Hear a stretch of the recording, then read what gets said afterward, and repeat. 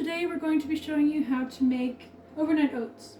I know this looks like a lot of ingredients, but the two true ingredients, the only things you really need, the rest are additives, oats and a cup of water. It's a 1-to-1 ratio, so for every 1 cup of oats, you're going to need 1 cup of water.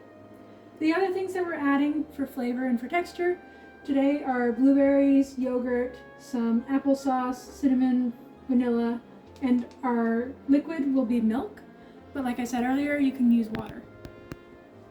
We're going to be putting it all in this container here. You're going to want something with a lid because it will sit in the fridge overnight. That's why they're called overnight oats, to rehydrate. To start, we're going to be adding all our dry ingredients.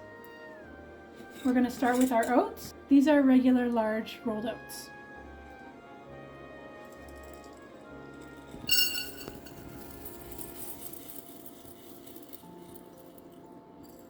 There you go, about a cup.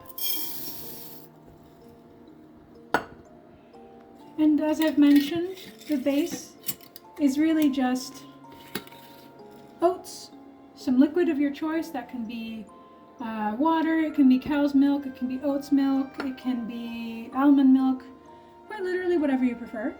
And it's a 1-to-1 ratio. I'm also going to be adding frozen fruit. If you want to add any kind of frozen fruit, whether it's blueberries or something else, I would recommend that you do it at this point so that the blueberries have time to de-thaw and mix with everything else in there, or frozen apples, whatever you might be using, rather than at the end, because at the end they're still going to be frozen.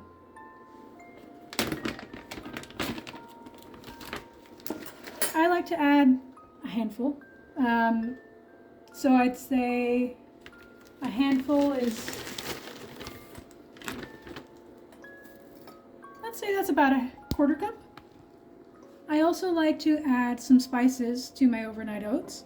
In this case, we're using cinnamon, and it's just a dash or two.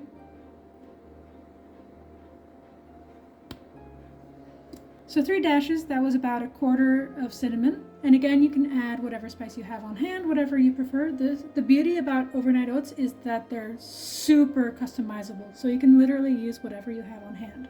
Now that we have our dry stuff, we're gonna start moving into our wet ingredients. Today we're using the yogurt mainly for flavoring and for texture.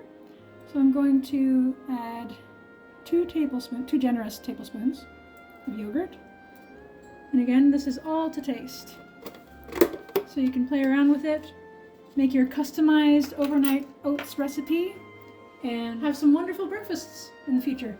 I personally like to add jam, typically, or in this case applesauce, instead of, say, honey or maple syrup or sugar as a sweetener, because I find it adds another flavor.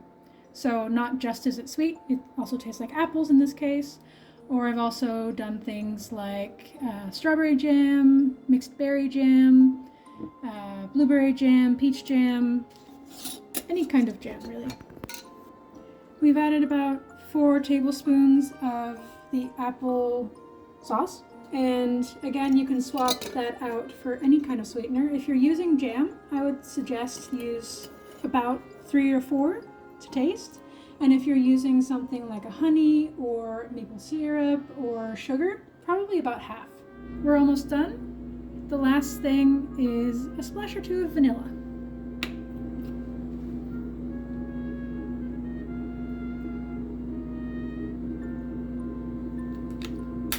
I would say that was about a half teaspoon of vanilla. Apologies for the half measurements. I've been doing this by eye for so many years that I've become one of those old grandmas that are like, a pinch of this, a splash of that. I have a hard time figuring out the actual measurements.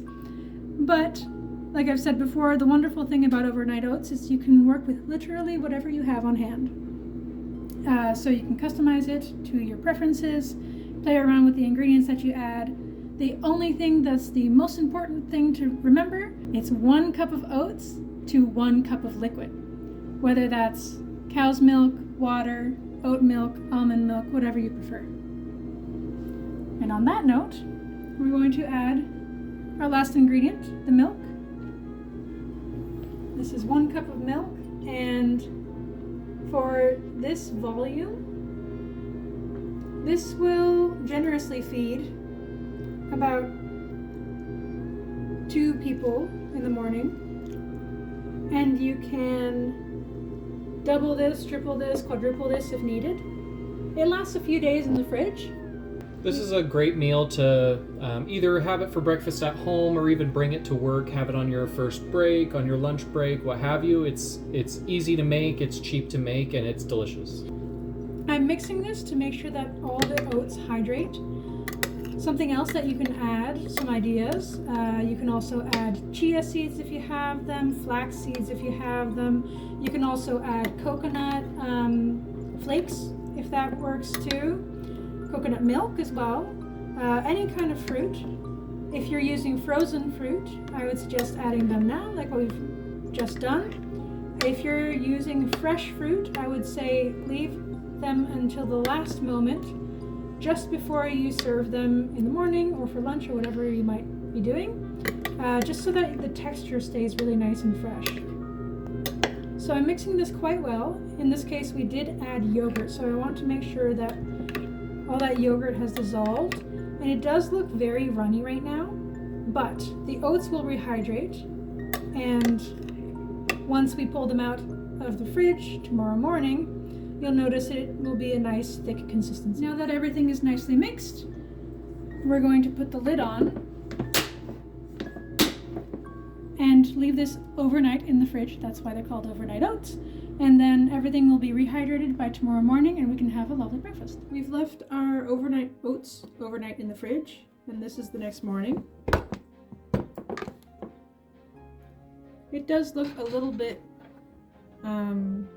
monotonous, but this is why we mix it. And you can see the texture below is much more, well, it's got some bite to it.